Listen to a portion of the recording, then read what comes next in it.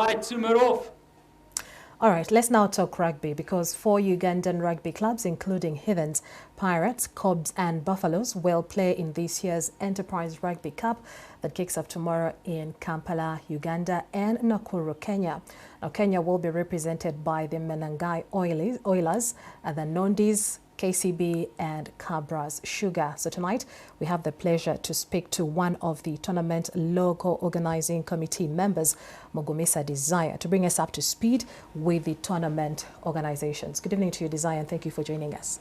Thank you for having us, and good evening to you as well as to the viewers. So when we talk about the Enterprise Rugby Cup or Rugby Enterprise Cup, what exactly do we mean?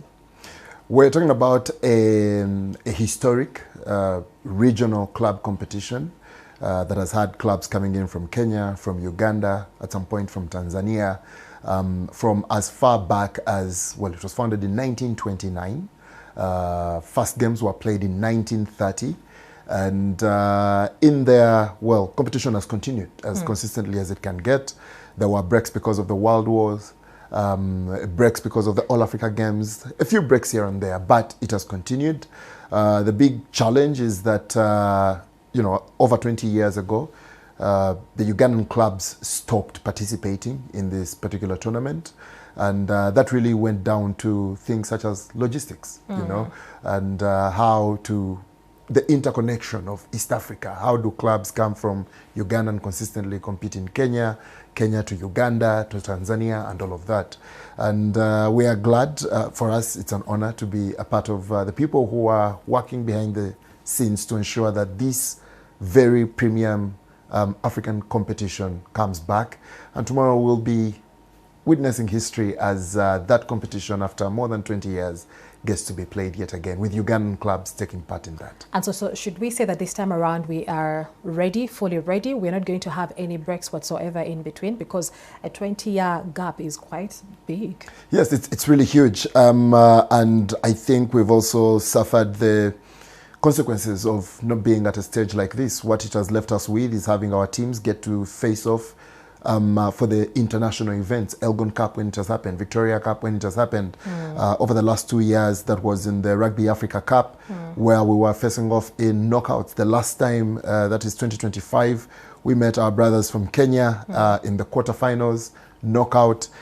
Close game in the end, but we were knocked out. And we think that with the interaction of our teams more often, maybe that gap will close further. There are things that both, you know, countries are learning from each other. So we hope that the spirit within which the clubs have come together, because the Uganda Rugby Union and Kenya Rugby Union have come together to ensure that this tournament comes back, but there's been a lot of support coming in from the individual clubs that are taking part, sacrifices and top-ups to ensure that it gets to happen. So hopefully with that spirit, it won't go away again. So now, both sides, Kenya and Uganda, have named their squad. We know the teams that are going to be playing in the tournament. But how did the clubs qualify for the tournament? Did you pick at random, or were they, was there a sort of qualification match? Yeah.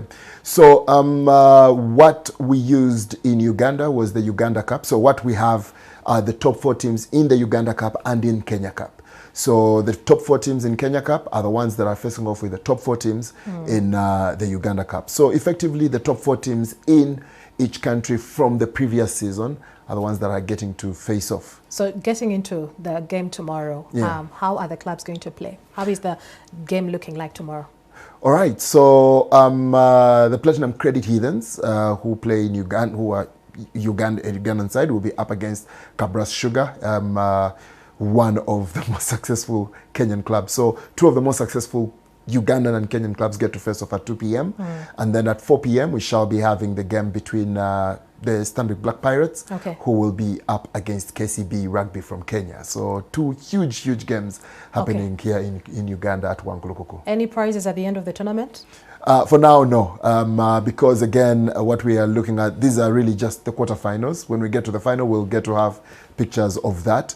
But it is the quarterfinals, it's a one-off, so whoever gets to win tomorrow goes on to the semifinals, and then those semifinals will be played later, and at the beginning of May, the final will be Just getting to happen. in a second or two. So does the union have a plan for us to participate in more international games?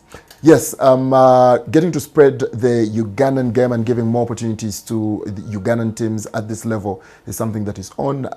We are now also looking at the possibility, at least the Uganda Rugby president has gotten to speak of that, of an African Sevens series and all of that. So quite a number of competitions to be added as we continue to build the quality of our national teams. Well, thank you, Desire Mugumisa. He's a tournament member of the tournament's local organizing committee, and we are talking about the Enterprise Rugby tournament that has been off for over 20 years, and so it has returned, and of course Uganda will be also taking part in that game. And for you looking for where to hang out tomorrow, I mean, the rugby grounds should be your destination, and of course catching some rugby sporting action there. And with that, NTV Weekend Edition comes to an end. We appreciate your company. I'm Mildred Bedun, together with Susan Jawananda on Sign Language. Have yourself a